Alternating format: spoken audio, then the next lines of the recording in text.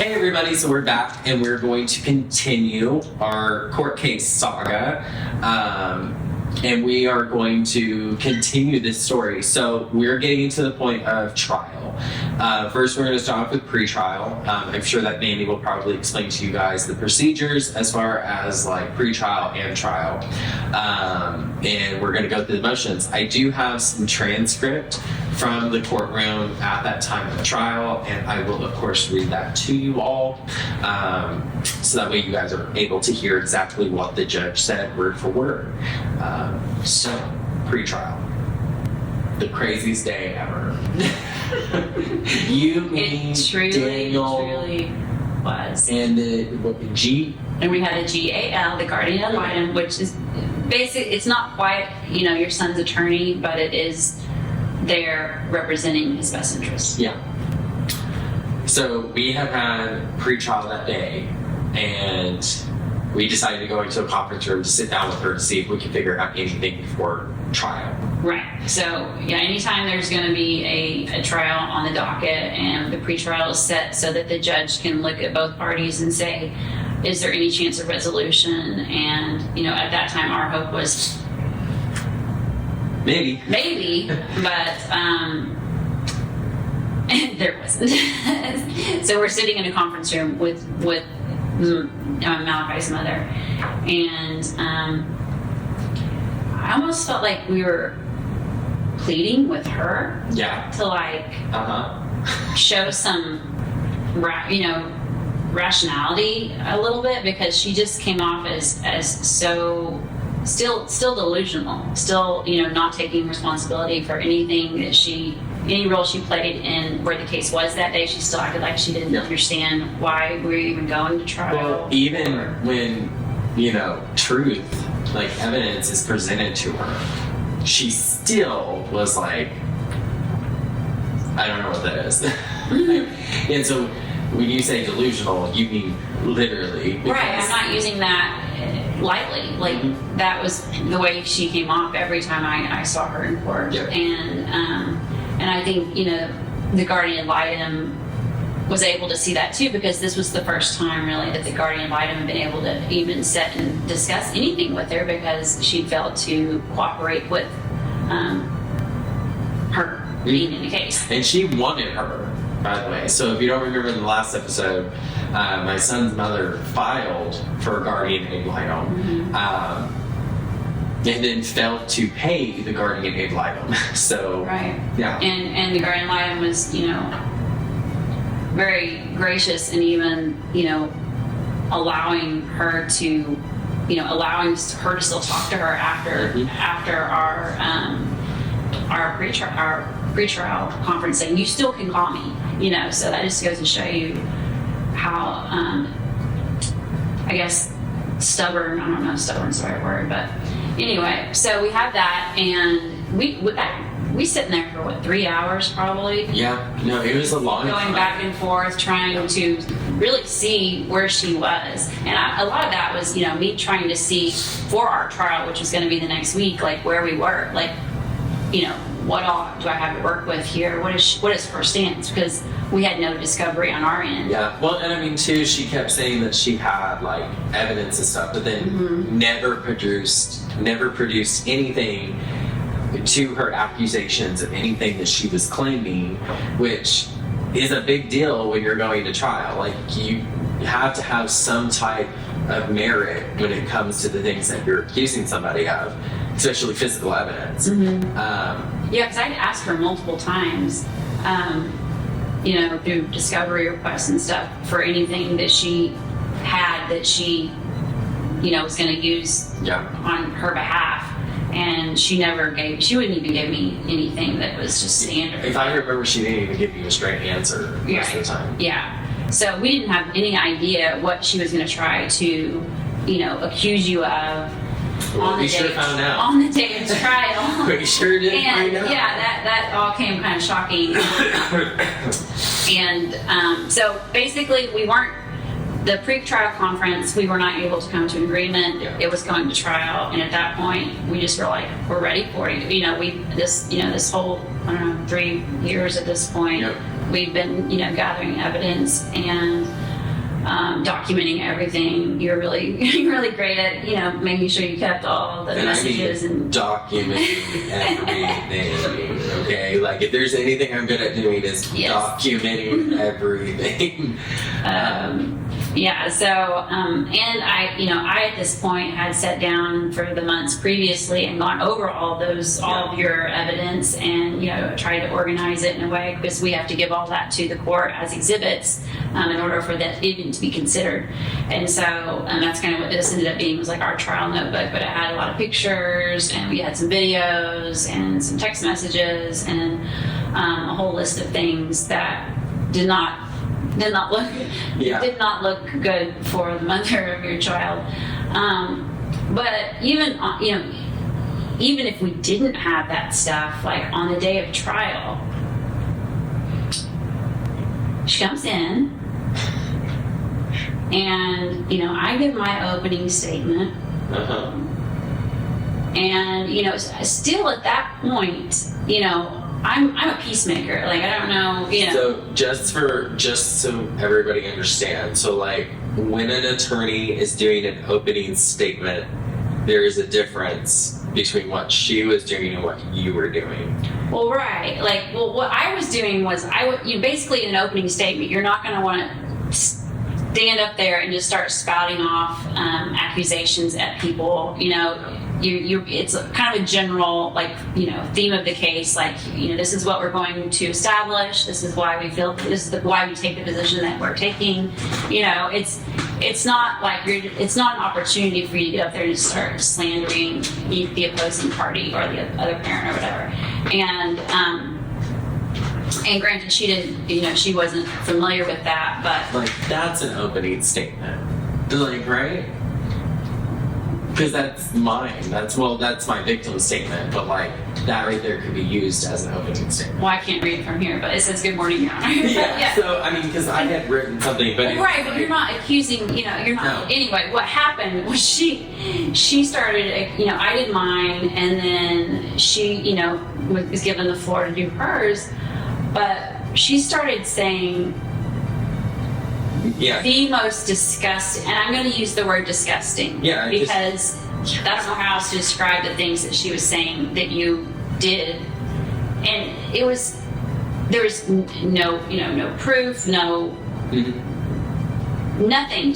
We never heard about any of this before. She never So, told like- any of her previous attorneys that, because they would have come to me and been like, well, my client's saying that your client's doing this. Yeah. Like, none of that. She just starts Like telling a horrific, nightmare of a fairy tale like or a whatever. barreling train going through a house. Like that's literally how Right. it felt compared to what you were trying to do, coming from a place of like peace, looking out for the best interest of Malachi, and then here she comes, blazing train on fire through a house, accusing me of SA. I mean, like. I mean, she accused you of she accused you of Yeah. child sexual abuse. Yeah, like anyway. Of your own, like, of your own child. child. And it wasn't just like a blanket generalization, like, Yeah. but like details. And anyway, so that I think was shocking to everybody in the entire courtroom. The judge let it slide because she was, pro se, and you and I were talking earlier today about how I think when a client or when a party is pro se and there's child custody on the line, that a judge, especially if they've kind of already not had their mind made up but has seen enough of the previous or the other party's evidence, that they kind of have a feeling where the case is going to go. And he had already read the GAL report, which was in your favor, that you would get sole custody, and that even the GAL suggested that mom still have supervised visits. And by the time we got you on the stand and started going over Yeah.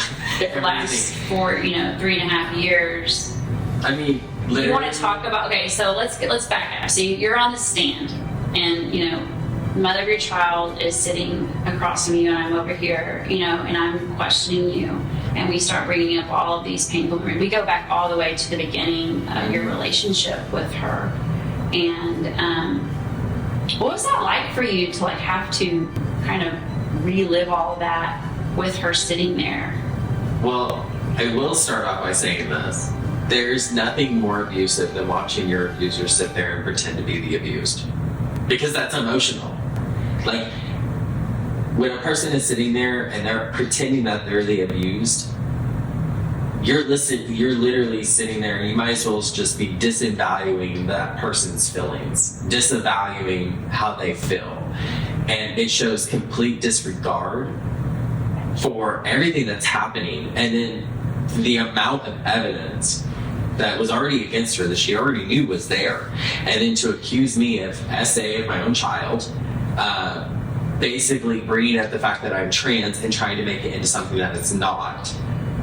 All of this stuff, I mean, internally, I was angry, but I was more angry for my child because in a later video we'll talk about, like, you know, as far as like understanding what it's like to raise a child after they've been alienated from a parent, their behavior, things that happen, and how to navigate that world.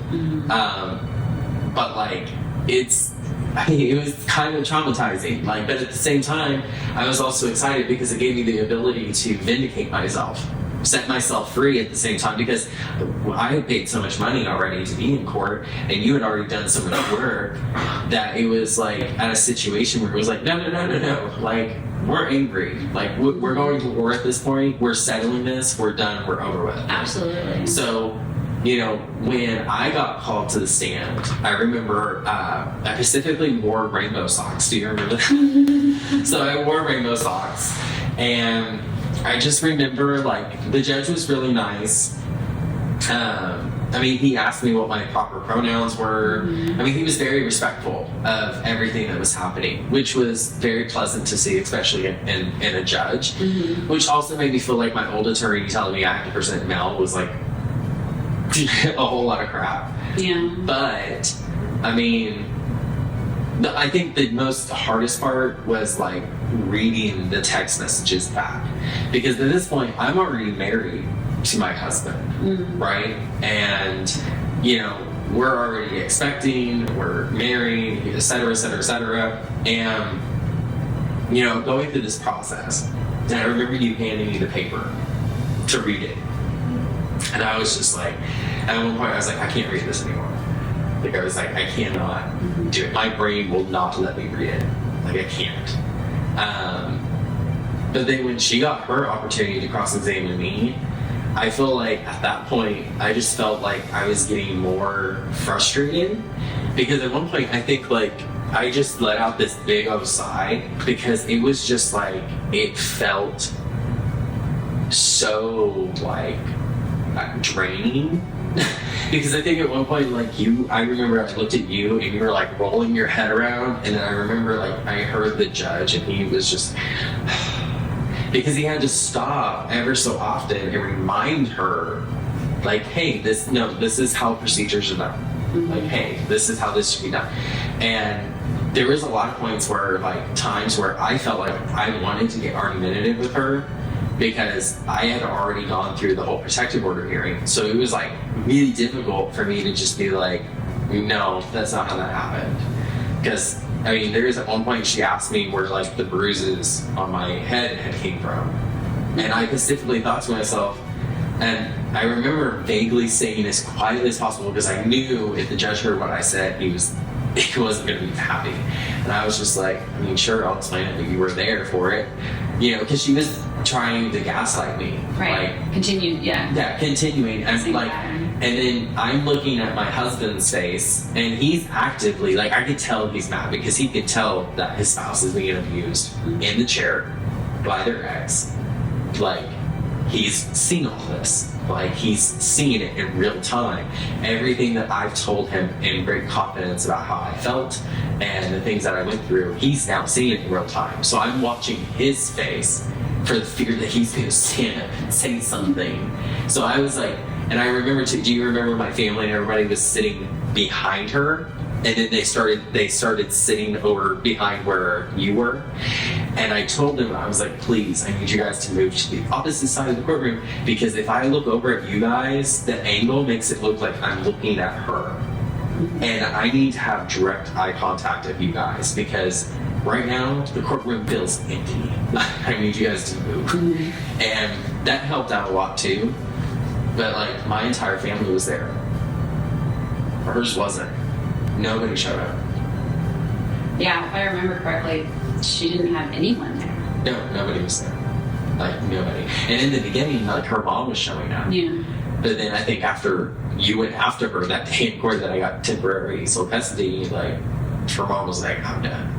Well, and I think I had communicated, because I had to, before trial, I had to give the mother of your child all of the paperwork that I gave the judge. And so she was very much aware that I would call her mom as a witness if she was in the courtroom. And so I was like, this is our potential witness. And so I don't know if that's, that's probably not why she was there. She probably wasn't there because she was no longer supporting the agenda. Even if we did call her mom as a witness and her mom wasn't there and present, the judge could have ordered her to come to the courthouse, right? I would have had to subpoena her. Oh, okay. But I didn't think we needed her, honestly. But also, too, something to keep in mind, and this is how I know. Okay, this is how I know that her family played a very, very, very, very big role in all of this. The car I was driving was a black 2018 Hyundai Elantra. A crib is not going to fit in that. So I know for a fact Somebody else was there. her mom having a Jeep Wrangler and her dad having a pickup truck, in order to get all that stuff out of the house, and I'm talking big furniture items, Yeah. her family would have had to have helped. And now that's purely speculation, but it makes sense. Yeah. It makes sense because They know in their hearts what role they played, for sure. And, they also showed they were not in support of her by not being there on the day of the trial. And I think that actually spoke volumes that she didn't have any support there, because it was a pretty important day. you could remember too, her mom later on said that her own daughters told her that everything was fine. Because remember, her mom had never seen the documents. Oh, that's right. She didn't. Yeah. She didn't So learn the actual ruling of the case. Malachi's mom was also leaving her whole family in the dark. Right. Like, and then yeah. Well, there's just layers of deception. Yep. But now, as far as trial goes, like, I remember the times that we sat outside and everything, like, it still felt like I was running out of oxygen. Yeah. Like, it was suffocating, because it was just like, this is going on and on and on. And when we finally got to around like the end point, like, and I said this once before, right? It's like, my dad wasn't ever in my life. So who am I to take a child away from their parent? So the point of us offering joint custody was because I really didn't want that on my shoulders, that I had to do this, even knowing it was necessary for the protection of him. But at the same time, it still has a really raw feeling to it, right? So, Well, what the judge ended up ruling after a whole day of trial and hearing everything that you had to say, and then seeing the way that she tried to incriminate, or I can't think of it right now. incriminate me. Well, not incriminate you, but disqualify your testimony or whatever. But after all of that, we recessed for, it was supposed to be, I think, 15 minutes. And then the judge was going to give his ruling, and we're all in there, and she no-shows. Yeah. And this, eventually she did show up, but it was after we'd already started, and many minutes after we were supposed to be back there. But do you want to explain to your audience what the judge ruled and how it surprised us because it was so extreme and versus what we were actually just trying to accomplish? So keep this in mind. Like, it kind of rolls back into the reason why I was talking about, like, how I felt about not having a dad and stuff like that, right? So I remember as soon as the judge gave sentencing, I remember hearing my family, especially my mom. My mom was like, yes. I mean, she was... You said sentencing. Ruling. And so... Life without parole. So, like, as soon as he gave his ruling, it was like my mom was like, yes. Everybody on my side was extremely happy because they already saw everything that I was going through, and they were like, it's finally over. Yeah, 2 years. But at the same time, they're happy about it. I'm sitting here, and he's finishing his ruling, and I'm going... What up? Wait, what? Yeah. Like, I'm crying for 2 reasons. 1, because I'm happy, but 2, because I feel bad for my son. Because I'm thinking about my son. Like, this may be the best interest for him, but like, you have that problem of like, how do you can't explain this to your child because he's too young. You can't talk about it because he's too young. And it's like, when he starts asking questions, what am I supposed to say? I have that burden of like, what am I supposed to do? And so that's all I was thinking about. And I remember I looked at and I was like, I looked at the guardian ad litem, and I was just like, she's not even allowed video chats? Well, that's what you want to clarify, because I don't like exactly what the judge ruled. So when I'm reading, whenever I say the court, that is the judge speaking. So this is starting at the very beginning, and then bear with me as I get through this because there's a lot of words that I don't necessarily how to read. So the court, well, it is... You are turning it on and off. You are not crying. In fact, I would note that that there is no tears, but you are consistent. You are crunching or something your face as if you are trying to cry. And then the judge comes back and says, so no questions. And this was to Malachi's mom. And then continues and says, Miss Long, you are excused from further at this point. The court is going to, what is that one again? Demur. Well, the court will, what is that word? Sustain to the evidence. Yeah, to the just means that they will accept everything that's been. Yeah, and then he also said, I have heard enough, quite enough, so I am ready to make a ruling. And the ruling is Zachary Sean Akers, which is my name, will be awarded sole custody of the minor child, Malachi Akers. And then says, I don't know which is the order. Don't know why I said that. And then he goes on to say, the mother's visitation is suspended until such time she is something.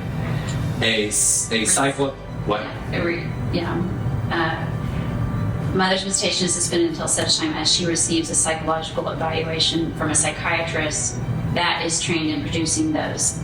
At which time, mother may petition the court to seek supervised visitation. So basically, he was saying that in order for her even to petition the court for supervised visits, she would have to undergo a psychiatric evaluation. Yeah. And then to complete an 8-week parenting course, and that she would pay you the child support. But which yeah, she has. Yeah, she has. Yeah. But yeah, and then there's some other things. But he was very specific that she was to have no access, video chat, like we were talking about. So you were given sole custody, and she was basically completely cut off. So no contact, no phone calls, no video chats. You weren't even allowed to send her pictures. Yeah, I mean, the judge went as far as saying that, like, if I allowed, he would order a pickup order, and he would take Malachi from basically both of us, and he would go to DHS custody. Yeah. So as soon as I heard that, I was just like, yeah, no, he's real upset. The judge is real upset because he's concerned. And I think where he got that concern with like me is that he probably picked up on the fact that like this father is very compassionate. This father is very easily taken advantage of. This father cares about his child and he wants a lot of things for his kid. Which if I don't tell this dad, hey, if you do this, I'll take your kid from you too. And it's because she's a danger to herself and everybody else. So, and that's not me quoting, that's me thinking, right? So in my mind, I'm sitting there going, like, the only reason why he did that was because he knew. Because I'm sitting there, because that was after he already gave his ruling. So like after I'm sitting there, I'm crying, I'm upset, I'm looking at you, I'm looking at the guardian light, and I'm like, whoa, whoa, whoa, whoa, whoa. This, I mean, like, I can understand supervise, but like, hold up, like hold the phone. So then he rolls back and says the rest of the pickup order and DHS and etc. Yeah, I mean, he had to threaten you for your own good, basically. It's to keep you to like know how serious he was that she was not to have allow any access to your son. Yep. And that was September of last year, and here we are in mid 2024, and there's still been no parenting class, no child support, no psychological evaluation, no nothing. I mean, from what I understand is that like she's homeless. So that's from the impression that I got from her family.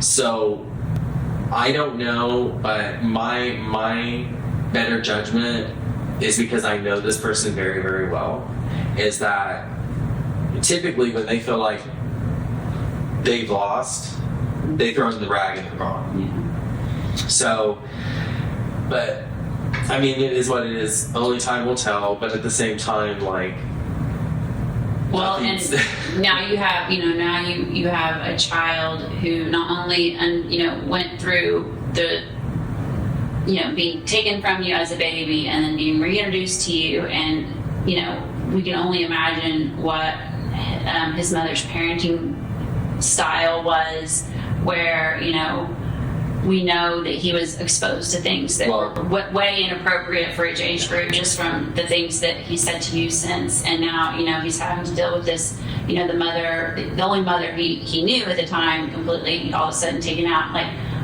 I think the next episode, I think we need to talk about what that's been like for you to parent a child who has gone through all this, and then all of a sudden now you're also having to do it alone virtually and explain to him that I'm sorry, mom can't talk to you, and then since he is so young. But I mean too, like, before when visitation was going back and forth, like, he had long curly hair and he did not want to cut it, and now he's matured where he's like, oh, I want to have a haircut like dad's. So now he has a haircut like mine, and that tells me everything that I need to know, that he's growing in the way that he is designed to grow as a person. And so it's like everything kind of just falls into place, but it's also kind of like, wow. You look back on all this stuff and you have to sit and ask yourself, like, why? Like, well, so much has happened. But I've only seen what I've seen in your son, and I think you've done a great job.